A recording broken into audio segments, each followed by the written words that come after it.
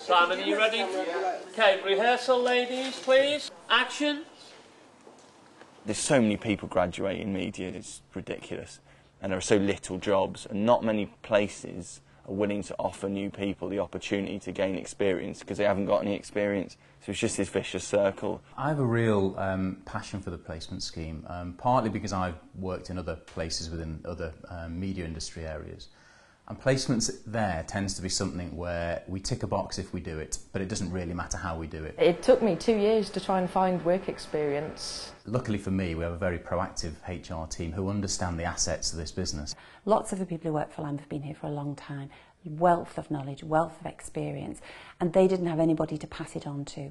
They decided, not me, but I was very supportive of the fact that they wanted to utilise those assets to give people a real experience of what working in this industry is like. So people will not come here for a week and photocopy and make tea. They will come here and they will be part of the team. Mike, Mario, Natalie, Ashley, and Faye. I talked to most of the directors and quite a few of them started off, running back in the 80s or whatever. First of all, we did an application form and we made them think about where they wanted to be and what they wanted to do, because we didn't want people who just wanted to look at the stars of the show. No, that pink jacket I can't do. We said on the forms they had to say which department they wanted to be in, which specific role they wanted to do.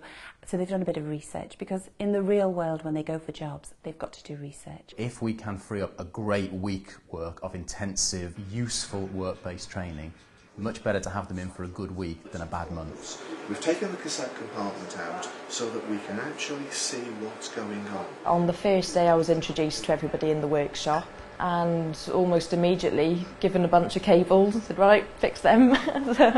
So I got thrown in very quickly.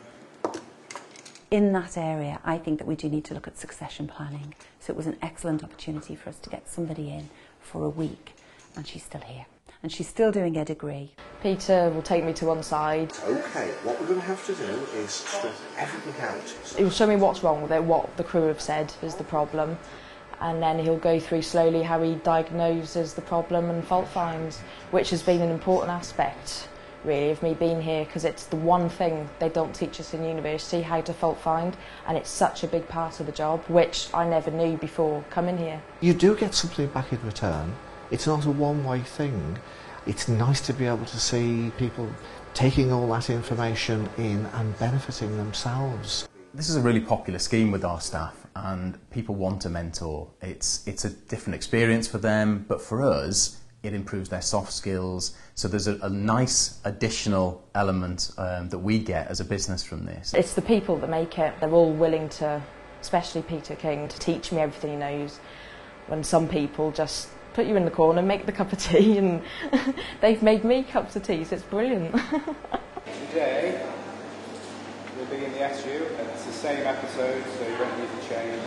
Mark has had to do a 5-week placement as part of his degree. At first I thought 5 weeks was it's quite long to get in such a good environment, a good placement. We'd never done that before. It was a new area for us to try. As my placement went on, more and more they kind of let me loose and gave me more and more responsibility. If we do this properly, we will directly find some good people. So the whole time spent and money spent in recruitment, if we're successful, should be reduced. But the longer term approach is a little bit altruistic, and I sort of make no apology for that, because it's good for us and we're a big employer in the region, but probably it's good for our other peers in the industry as well. And I don't really mind that. If we do a good job and somebody ends up getting a gig somewhere else, that's fine.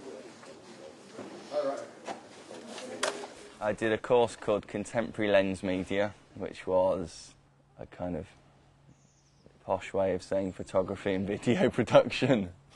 He spoke to our camera guys and they went, yes, he's got the skills we'd like to develop.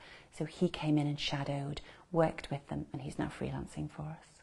I'd say I feel a lot more comfortable and confident on a set. Well, that's solely come from being here. He didn't have drama experience, and it's quite often difficult for freelancers, as experienced as they are, to actually just walk straight in and start doing a long-running serial drama like Hollyoaks. Action!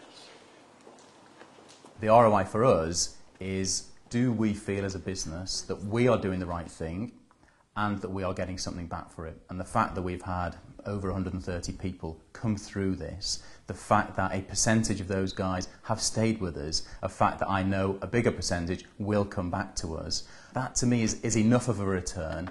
Yes, I'm sure I can justify it by saying we've saved on recruitment costs. But actually, if we bring a good person in at a relatively low level through this scheme, and in 5-10 years' time that person has risen through the ranks, that's a pretty efficient way of finding some damn good people in the business.